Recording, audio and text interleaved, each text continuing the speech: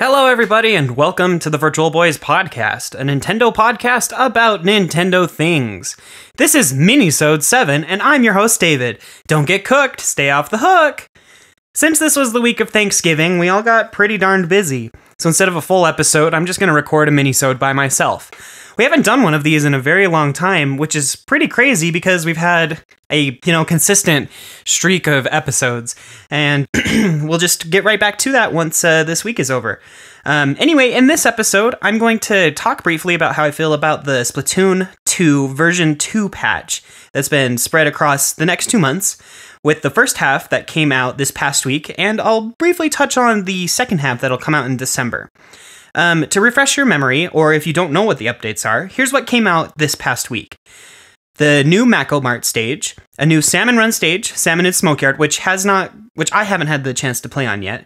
It comes with 140 extra pieces of gear, new music from the punk-flavored bottom feeders and classically trained avant-garde style Ink Theory, new hairstyles. You can scan Amiibo to take in-game pictures, the max level cap being raised to 90, and swapping gear between battles with the online lobbies. Now, this is probably the biggest update that's happened to Splatoon ever. And I don't mean going from Splatoon 1 to Splatoon 2 with all of the crazy changes that they've made, but like a progressional update. There are a ton of things that are being added and that were added this past week, plus more coming in the next month. So I have had the chance to play on the Mako Mart stage, which is really, really fun. It's always a treat to be able to try out some of the new stages and to play them. If you guys don't know or haven't been paying attention, I've been playing a lot of Splatoon 2 recently. It's one of those games that I can just pick up and enjoy while I'm de-stressing after a hard day's work or a hard days of studying or homework or whatever I'm ending up doing.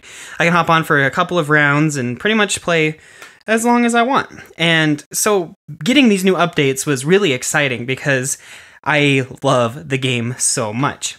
Now, if you're a veteran to this podcast and you listened back a few years ago, you'd know that I was not very thrilled for Splatoon when it first came out.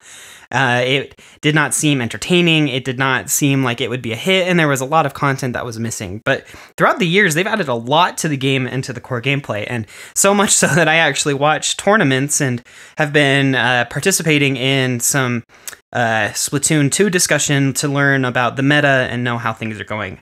I am really excited there's a new stage, especially Mako Mart, which has a lot of interesting positions. It's a huge stage with lots of different alcoves and areas that you can hide, you can get on top of, and not so big of a central area. There are lots of corridors because it's a supermarket. You're basically in the middle of a bunch of aisles fighting for whichever mode you're currently doing. And so you really have to focus in and choose the right path to take with your friends and your teammates. Of course, that's always really difficult when it comes down to the number of players that you're with or that you're up against, because when you're playing ranked, you are generally put with a pretty random group of people. So this stage really takes advantage of the fact that you can coordinate an attack. Honestly, a lot of the different areas remind me of some of the League of Legends or I can't remember the name of the game. It's another MOBA. But anyway, you have the different routes. You got the top, the middle, and the bottom with lots of different things in between. There's a corridor on the far left of the stage, on the far right of the stage, and right down the middle. Of course, there are differences, and you've probably noticed those differences to just the straight up 3 lanes, but it's the same idea. Your entire team can spread across the entire stage, or you can all go down one specific lane and just take out the opposing team. And that leads for a lot of fun gameplay. Of course, the stage hasn't been out very long, so there aren't any official strategies to take on the stage, but I'm sure that they're going to be adding and talking about plenty of that in the near future. The next thing is the Salmon and Smokeyard stage for Salmon Run. I haven't quite played on this yet. I don't think it's quite out yet. I might have just missed it, but I'll be sure to talk about that in a future episode of the podcast when it comes out. I'm a big proponent of Salmon Run. It's a lot of fun to play because it's way more cooperative, I think is the proper term, than ranked battles. Because, all 4 of you are that you have the same goal. I mean, of course you have the same goal in ranked matches, but you have the same goal of going forward, trying to take out all of the salmonids that are coming and just get as many golden eggs as you want. But there are no opposing people to you, which makes it feel even more cooperative. Like, all of the people that are involved are striving for the same goal and are more supportive. That's just kind of how I feel, and I really love Salmon Run for that. But keep an eye out for Salmonid Smokeyard. It looks like a really cool stage, even though I've only seen one image of it. There are 140 new pieces of gear, which are basically themed around the new seasons. There's lots of really, really cool stuff going on in there. There are these new jackets and parkas, and lots of other really cool ski caps and hats and nice shoes, and it really fleshes out some of the designs that you can go for with your Inklings. I don't necessarily have so many of the new styles, but I do appreciate all of the people that have been making really cool new styles with the new pieces of gear. Along with the new gear, there are 2 new hairstyles for each of the different genders of the Inklings. You've got 2 new hairstyles for the boy, a buzz cut and some spikier hair. And for the girl, you've got this nice long hair with straight up bangs and another really, really cute hairstyle. I generally play as a girl, so it was fun to be able to see those new hairstyles. I think the girl Inkling is still better designed than the boy Inkling, but that's just my humble opinion. Either way, the new styles are really cool and they work really well with the new pieces of gear. As for scanning Splatoon amiibo to take in-game pictures, I haven't done a whole lot of that, so I won't talk about that. It's a nice feature to be able to go into the stages instead of just taking pictures out in the lobby. The new music, though, the 2 new songs, I don't have the names written down here, but they are so different from what I'm used to hearing in Splatoon 2 as I play that it caught me off guard at first. It's really fun to be able to hear these new styles of music and be able to experience the fun times that you have with them. It's really nice that they expanded the game not only from a visual standpoint and a gameplay standpoint, but also from the music standpoint. Because sometimes the music does get a little overwhelming and there's just a little bit too much. So that made me really happy that I got to hear 2 new songs. I will say, though, that since they're brand new, it seems that they've been pushing those songs out a lot more than the previous songs. As for the new max level being raised to 99, technically it's an infinite level progression now. If you reach level 99, you can go talk to Judd, and he'll reset your level back down to 1. But he'll reset it down to 1 star, which means Splatoon has added in Prestige, which has been in Overwatch, another shooter game that I really love to play. It's not as good, I'd say, as the Prestige in a game like Overwatch. While you can reset your level over and over and over again, you only get 1 star appearance. But at the same time, you can get all of these sea snails and be able to raise your max level up to 99 star and keep starting over to get even more rewards. And I think that that's absolutely wonderful, and I'm grateful that they've done that. Another awesome thing that they've added on top of the levels is the swapping gear between battles within the online lobbies. It's such a wonderful feature. Oh, because I get tired of playing Splattershot Pro sometimes over and over and over again, but I don't want to lose the streak that I'm on with the group of people that I'm in ranked. So when you finish a battle, you'll now have 3 options. You have change gear and continue, and exit. And changing the gear, you just hop into that screen, you can change your weapon, you can change all of your clothes, and then when you're good and ready to go, it throws you back at the screen and you're ready to continue on. So it's wonderful. It's something that they should have had at the beginning, because they had it available for local matches, but they hadn't added it into online play. I love this stuff. It's a lot of fun. The game feels quite a bit fresher than it did before, and I'm excited for the next updates, which are Clam Blitz Battle Mode, which, as Nintendo says, is competing Inklings are tasked with collecting clams scattered around the stage. After one is picked up, the clam follows you. Your objective is to throw the clam into the basket near your opponent's base. The first team to score 100 points wins. The baskets are protected by a barrier which must be destroyed first. After collecting 10 clams, you'll earn a power clam.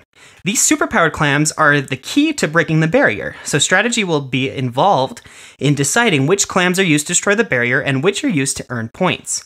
Not to mention the extra satisfying opportunity to steal your opponent's clams by splatting them.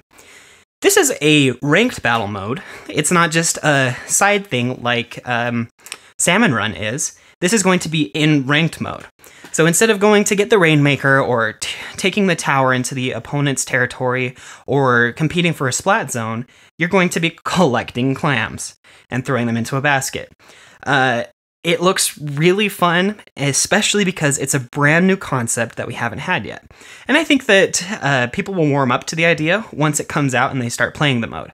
I'm not entirely sure how I 100% feel about this, but it should be a lot of fun. The next thing that's going to be added in December, or next month, is a new stage, which is Schellendorf Institute.